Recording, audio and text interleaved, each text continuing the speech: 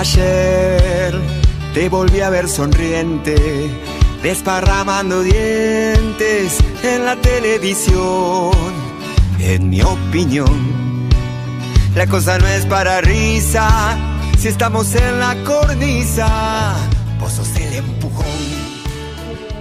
Mi familia estaba constituida en ese momento por mis padres, Hugo Juana Ibar, y mi madre, Sergia Paolini. Mis hermanas mayores, que ya estaban casadas, de 25 y de 23 años, Alicia y Graciela. Mi hermano Alejandro, que esta es su foto, y esta es la presencia de su ausencia. Mi hermano mellizo y yo, que teníamos 7 años en ese momento.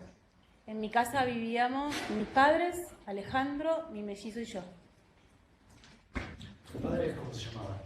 Mi padre, recién dije, Hugo Juana Ibar, y mi madre, Sergia Última Paolini. Mi mamá era enfermera y técnica de hemoterapia, y mi papá era mozo personal gastronómico. ¿A qué se dedicaba Alejandro? Mi hermano era estudiante secundario, cursaba el último año del Colegio Nacional Manuel Belgrano de Merlo. Como dije, tenía 18 años. La familia se había mudado el año anterior a Merlo, así que él hizo los primeros años de la escuela en Capital, y ese año ingresó a la escuela donde no pudo terminar sus estudios. Él trabajaba desde los 14 años como cadete en Bonafide, y además era militante del amor y la solidaridad.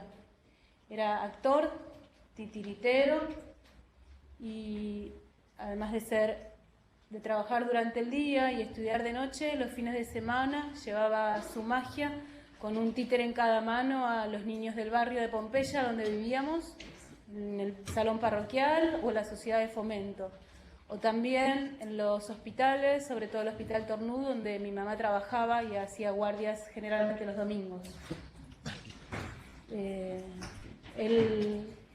Como mis padres trabajaban muchas horas por día, como dije, mi padre era mozo, trabajaba los fines de semana, y mi mamá hacía guardia los fines de semana porque estaban mejor pagas. Él era quien nos cuidaba a mi hermano mellizo y a mí, y compartíamos todo el tiempo sus andanzas. ¿Pudiste saber desde el momento en que Alejandro fue secuestrado hasta hoy si Alejandro tenía militancia política? Hace muy poquito tiempo me enteré, hace precisamente 1 año y 2 meses atrás.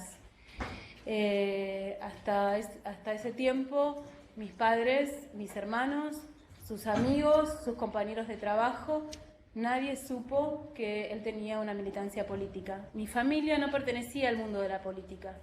Eran trabajadores, buscaban que cada día sea una oportunidad de hacer algo, una familia que llevaba un compromiso desde la solidaridad, desde la empatía, desde colaborar, ponerse en el lugar del otro, pero no desde algún partido político. Así que yo hace muy poco tiempo atrás, y en realidad a raíz de este juicio, del proceso de inicio de este juicio, es que me entero que mi hermano pertenecía a la UES.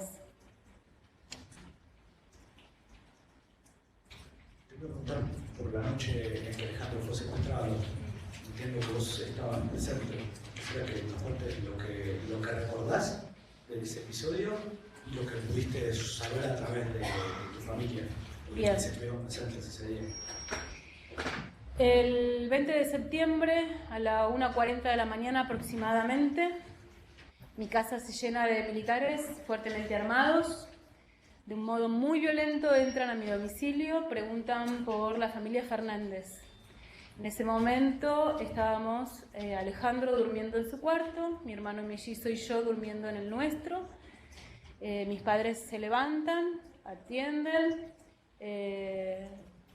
dicen que están con armas largas, que son muchos, que hay algunos vestidos de civil y otro con ropa de fajina. Se dirigen a la habitación del fondo, donde dormía mi hermano, yo con mi mellizo.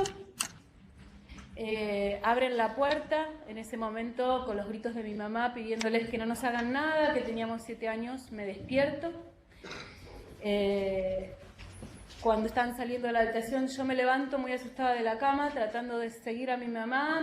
Alguien me toma del cuello, que nunca lo pude ver porque estaba la luz oscura, era de noche. Me toman del cuello, me tiran en la cama y me tapan y me dicen que me quede quieta.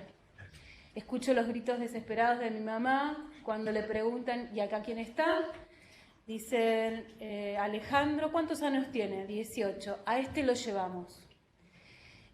Tras ese relato, y ahora más voy a contar lo que siempre escuché del relato de mis padres, porque no estuve en ese momento ahí, porque hice caso y me quedé en la cama.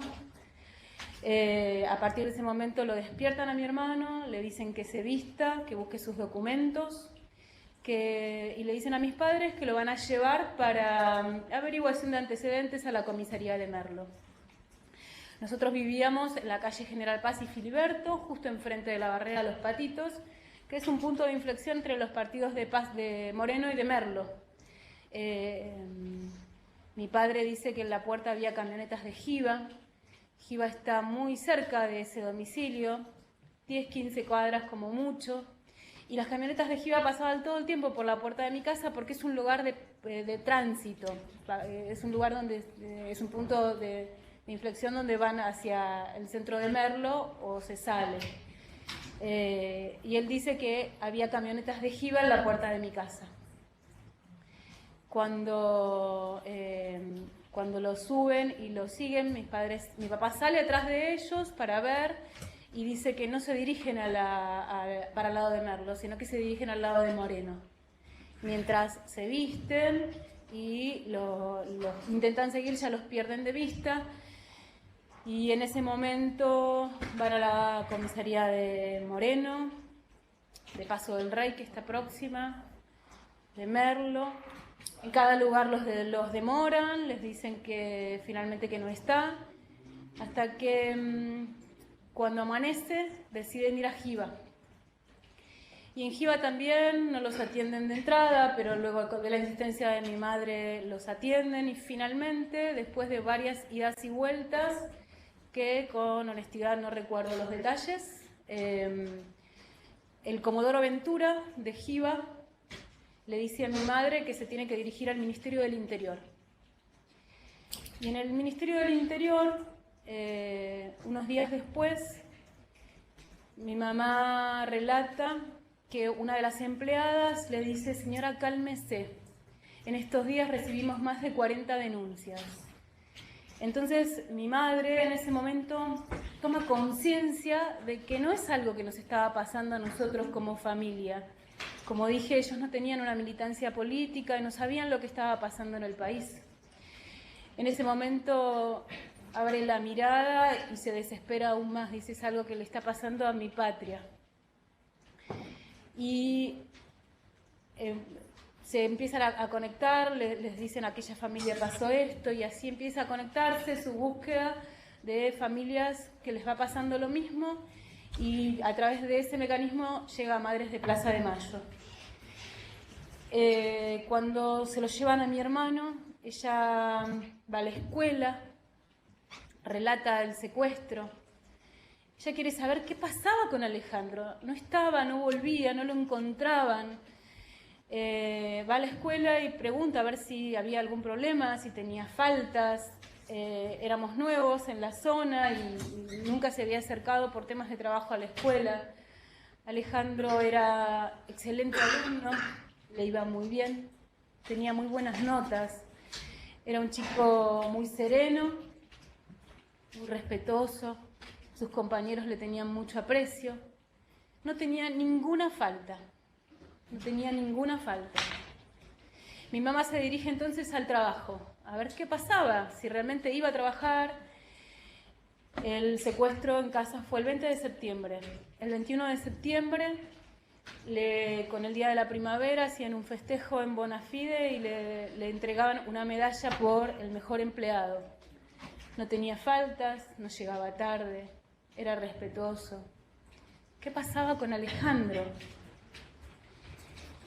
Como les conté, Alejandro era titiritero, era actor, se vestía de payaso, este era su sombrero de payaso. Lo hacía junto con Gladys Morales.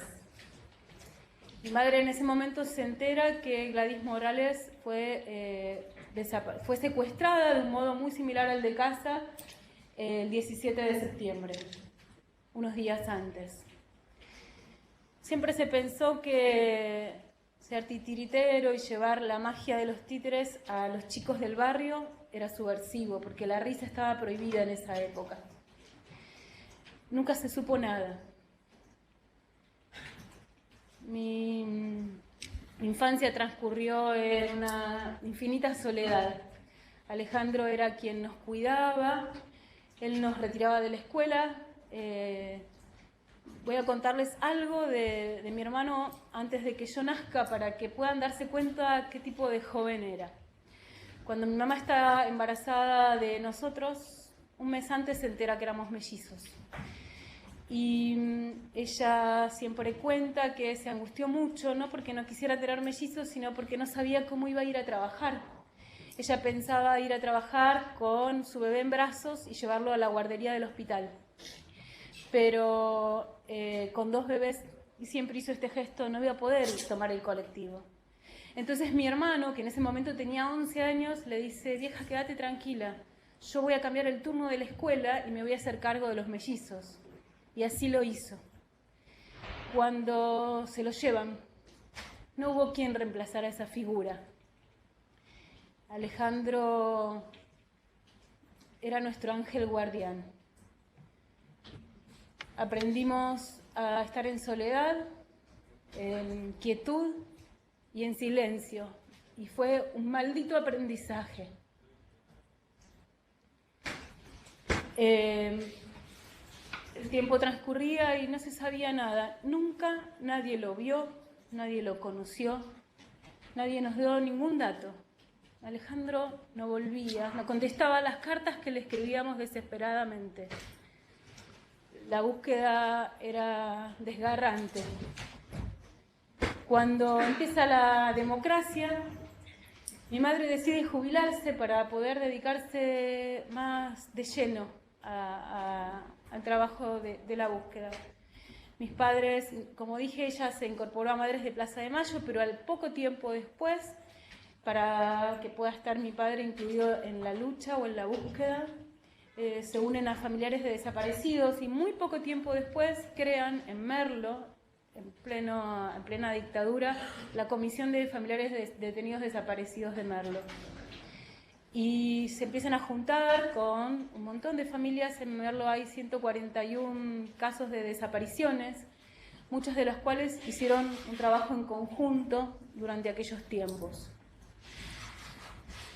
Cuando empieza la democracia y mamá se jubila, no era muy grande, pero como trabajaba en un hospital infeccioso lo podía hacer, ella no supo, no pudo, no tuvo herramientas para encauzarse en ninguna entidad. Como dije, no estaba politizada.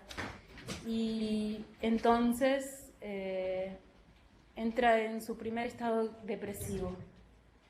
Coincide con mi adolescencia. Mi adolescencia transcurre con el inicio de la democracia, mi necesidad de agruparme, de contar lo que me había pasado, de Alejandro que seguía sin volver, de buscar otros jóvenes que estuvieran como yo, que habían transcurrido su niñez en Plaza de Mayo. Y mis padres empiezan a estar muy mal. Mi papá se enferma de cáncer de estómago y se muere. Mi mamá entra en una depresión muy grande y desde sus temores y desde su sufrimiento me piden que no haga nada, que me cuide, que sea cuidadosa. Y pese a mi dolor y a mi necesidad, elijo tratar de reparar lo irreparable, de cuidarlos a ellos. Y como digo, seguíamos sin saber nada. Nada. Alejandro no volvía, no escribía, nadie lo conocía, nadie sabía nada de Alejandro. ¿Qué pasaba con él? en el 97, en octubre del 97, 20 años después, terminando el trámite del certificado de ausente por desaparición forzada, bajando en el ascensor, en ese momento yo la acompañaba a mamá, sube otra señora. Ellas, cuando se ven, empiezan a llorar desconsoladamente. Sin duda se conocían. Esta señora era la mamá de Gladys Morales. Le cuenta lo que para mí fue revelador, porque como digo, no teníamos ninguna novedad de él.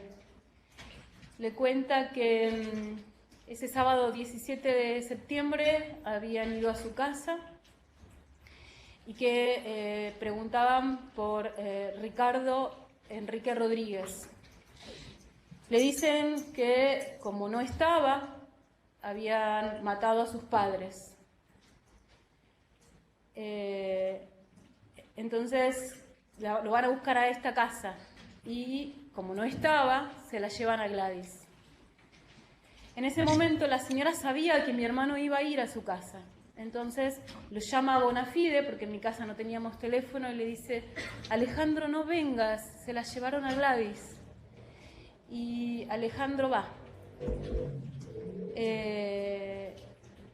Y le dice: no, te pedí que no vengas, quería saber los detalles. Y le dice: yo no tengo nada que esconder, a mí no me va a pasar nada, y si me van a buscar a mi casa y yo no estoy, van a matar a mi familia. Entiendo que una vez más Alejandro fue mi ángel guardián. En ese momento mi mamá se descompensa y poco tiempo después, pocas horas después, tiene su primera amnesia. Pierde la memoria por bastante tiempo. Y sin dudas no podía recordar. Y ahí se me abre una puertita de decir: ¿quién era Ricardo? ¿Qué pasaba? Lo buscaban a él. Empiezo a tratar de escribir mis borradores, mis búsquedas, tratar de entender. Esta señora le cuenta a mi mamá que ella sintió mucha culpa por haberlo llamado a Alejandro, porque siente que ella lo expuso y que por su culpa Alejandro ya no estaba. Le dice que eso también ella la llevó a estar muy, muy encerrada en sí misma y que estuvo muchos años en cama sin poder salir, no solamente por haber perdido a su hija, sino también por haber expuesto a mi hermano.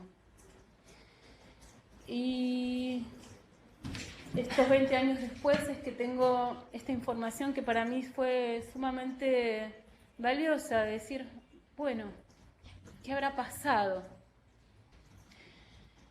40 años luego, en septiembre del año pasado, en el 2017, se abre dos grandes fuentes de información que son sumamente reveladoras y determinantes. Algo que es importante que aclare es que todos estos años, salvo hasta gestión actual en el gobierno de Merlo, la municipalidad de Merlo, no hubo ninguna entidad vinculada a los derechos humanos. Recién los derechos humanos no se podía hablar en el partido de Merlo. Recién en esta gestión se abre la Dirección de Derechos Humanos y se vuelve a refundar la dirección de la Comisión de Familiares de Desaparecidos, que mi madre es la presidenta honoraria.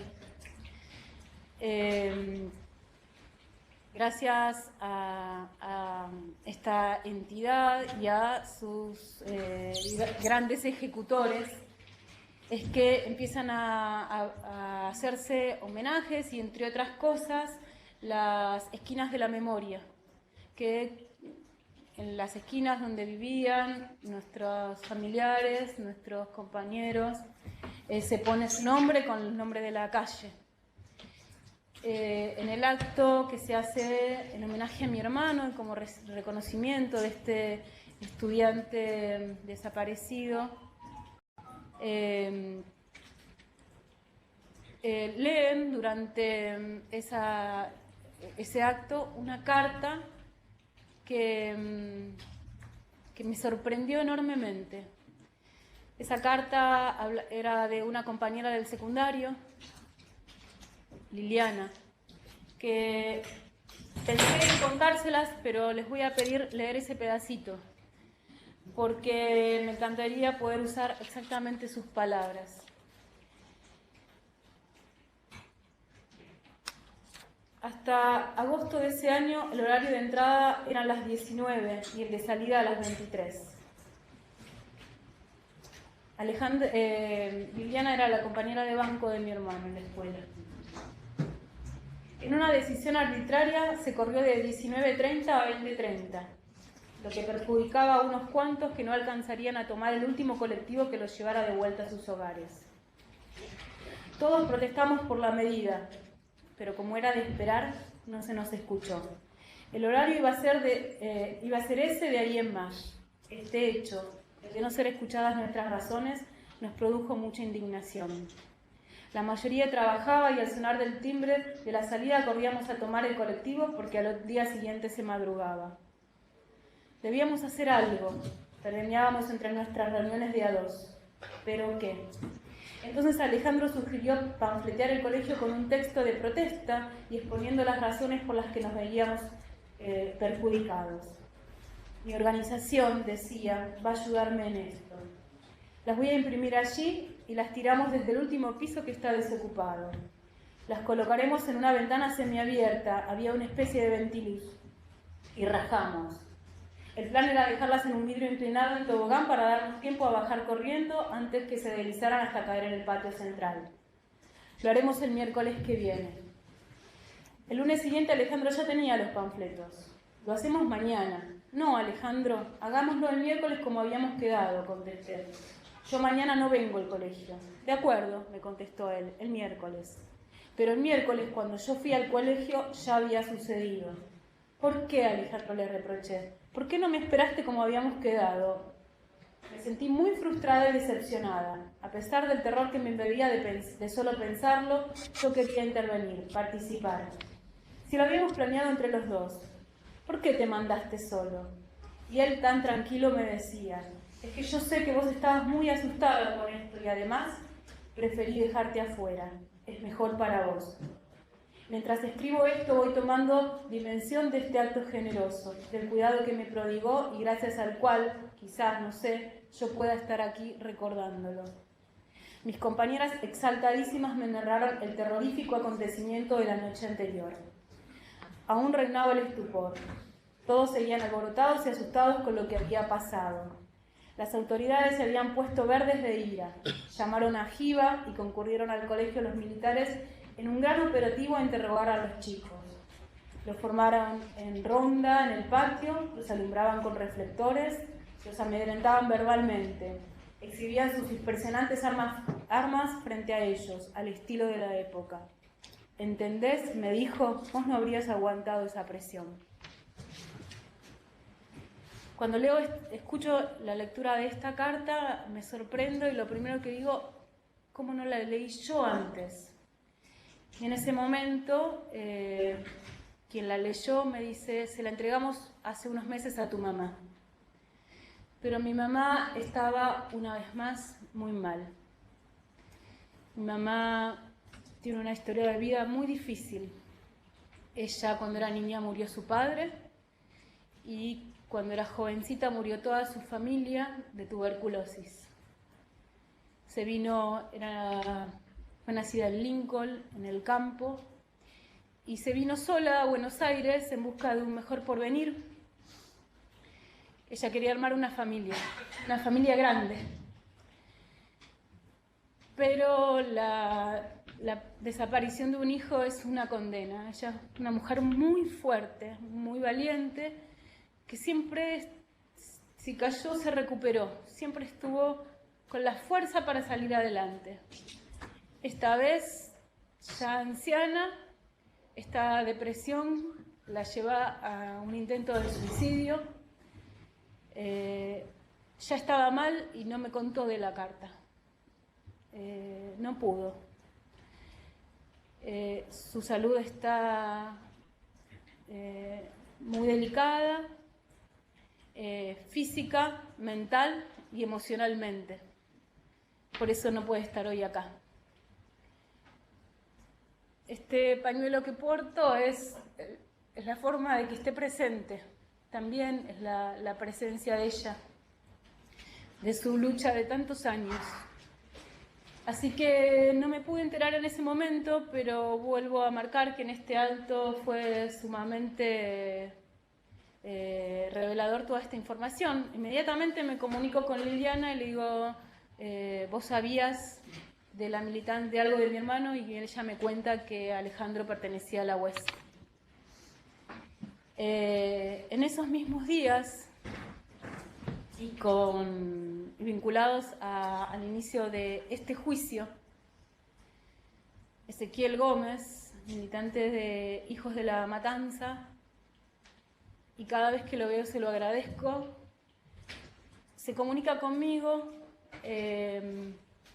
para contarme, para decirme que están buscando a familia de Alejandro Aybar, que quieren saber de él, y que alguien, Adriana Martín, estuvo secuestrada con él, que compartió cautiverio.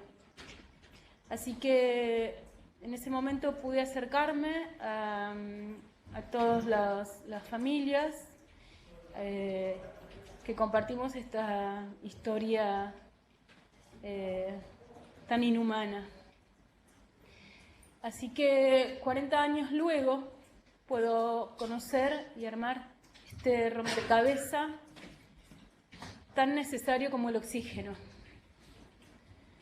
De que mi hermano era estudiante secundario y que además de su militancia del amor y la solidaridad, peleaba para que todos pudieran estudiar, que desde su don de gente hizo lo que pudo para ocuparse del otro, que no solamente fue mi ángel guardián, sino el de mucha gente. Así que acá estoy, tratando de escribir mi historia. Hace muy poco conocí a la hermana de Ricardo Enrique Rodríguez, y ella me cuenta que Ricardo también era titiritero con mi hermano y con Gladys, que Ricardo era el novio de Gladys, y que en realidad me da más certezas del relato que aquella vez la mamá de Gladys le contó a mi madre en aquel ascensor, diciéndome que esa vez cuando fueron a su casa no solamente mataron a sus padres, sino que también se los llevaron a Ricardo. Una vez más digo, y acá estoy, tratando de reparar lo irreparable, de saldar deudas en cuotas a corazones derruidos.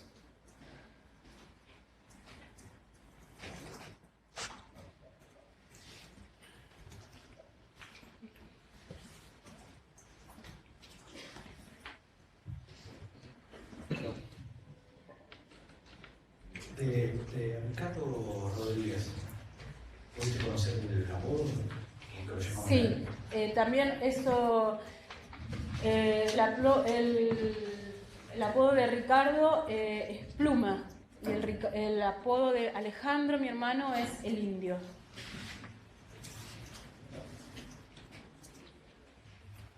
No te entendí de lo último que contaste, o no quedó claro. ¿Pudiste saber si Gladys Morales tenía militancia también? Gladys Morales también pertenecía a la UES. Sí. Ella vivía en Capital y se habían conocido con mi hermano estudiando en Capital, en el colegio anterior.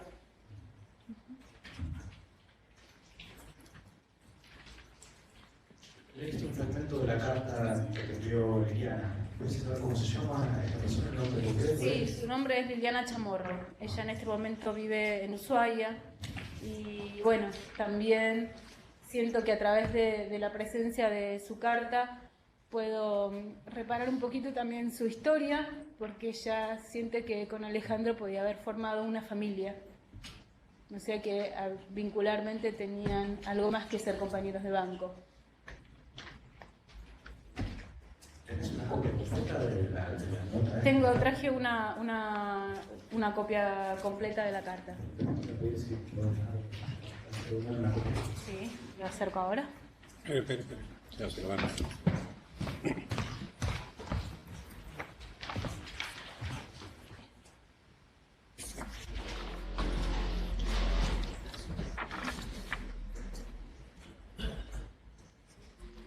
Una pregunta. Mencionaste la hermana de Ricardo Rodríguez.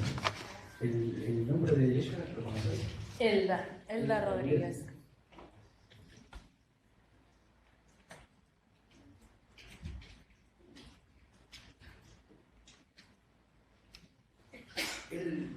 Mencionaste en todo el relato la fecha de desaparición de Gladys, la fecha de desaparición de Alejandro, pero no el año.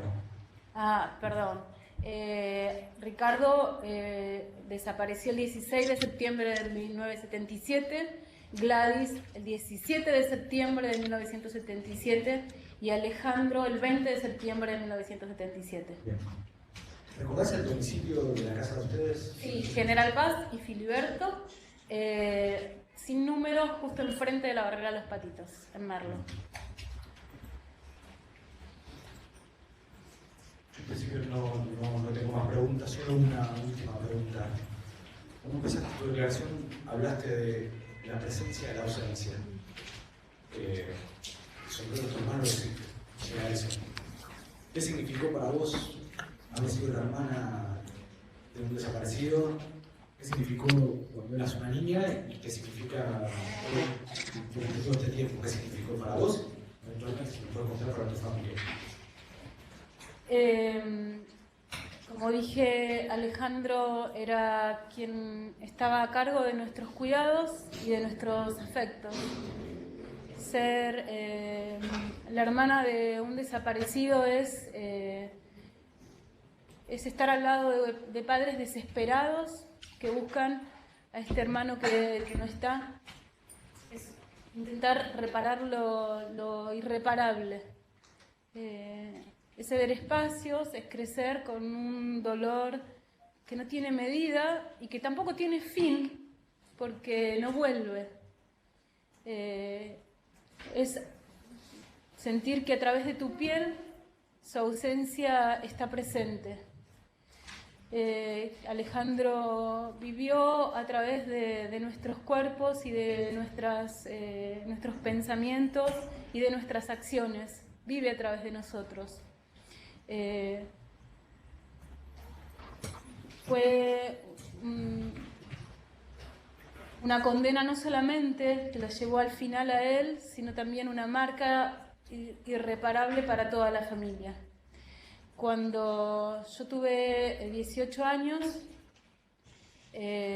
tomé conciencia de la edad que tenía él y realmente estando en su lugar fue primero de mucho miedo de que me pasara lo mismo.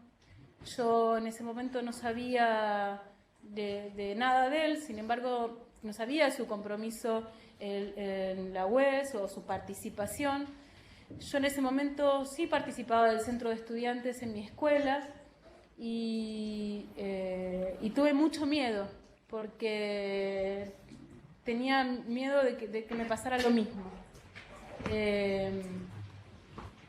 En ese momento estamos con otras escuelas, mi hermano iba al industrial y también con el centro de estudiantes del industrial nos unimos en la búsqueda del boleto estudiantil, que lo conseguimos, y en el marco de una de las marchas yo recibo una amenaza, alguien me toma del brazo y me dice: un desaparecido en la familia no alcanza.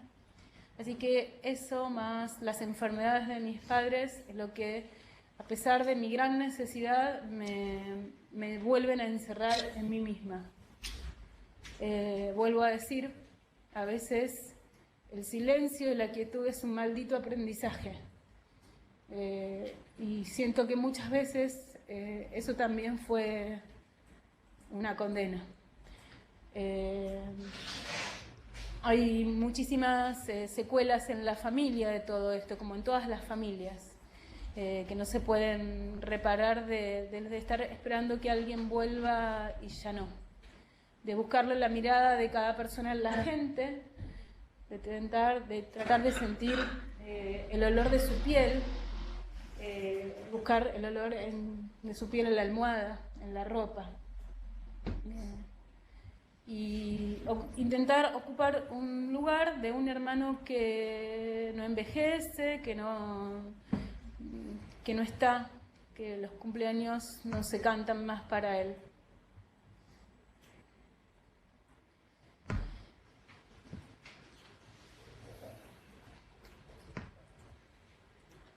Una última pregunta. ¿Gladys tenía algún apodo? No lo conozco. No sé. Muchísimas gracias. ¿Puedo decir algo más? Pero es que le vamos a dejar el lugar ahora en las partes, a ver si quieren hacer algo. ¿Cómo no? Puede ser doctora Godoy, doctora Torres, doctora Pereira, doctor Díaz, alguna de las defensas que hacen. Bien, vamos a incorporar esta que hemos escrito en la carta que le ha leído la señora Elena. ¿Usted quiere manifestar algo más? ¿Le escuchamos? Sí. Pido justicia por la miseria humana que lo llevaron a mi hermano al final de sus días, por su secuestro y por sus torturas, que dejaron en blanco un montón de hojas en su carpeta de estudiante y también de su vida. Pido justicia por mis padres, particularmente por mi madre, que llega a un estado indeseable en su ancianidad por haber portado tantos años este pañuelo blanco en su cabeza. Pido justicia por la niña que fui, que tuvo que cambiar la plaza de los toboganes y las hamacas por la Plaza de Mayo, y las rondas por la ronda alrededor de la pirámide. Pido justicia por la adolescente que fui, que tuvo que reparar lo irreparable con sus padres y que cuando tuvo 18 años tuvo pánico de que le pasara lo mismo. Pido justicia por toda mi familia y por todos los que nos quedamos sin Alejandro, porque pese a todo no dejamos de cantar nunca un feliz cumpleaños, confiando que la resiliencia es una forma de resistencia. Pido justicia por Alejandro, por sus compañeros de la UES, por los 30.000. Pido justicia por y para mi país. Memoria, verdad, justicia. Cárcel común para todos los genocidas. Nada más.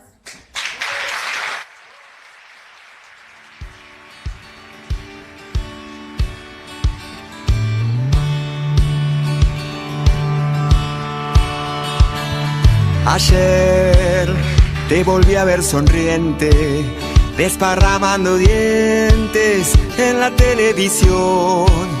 En mi opinión, la cosa no es para risa si estamos en la cornisa.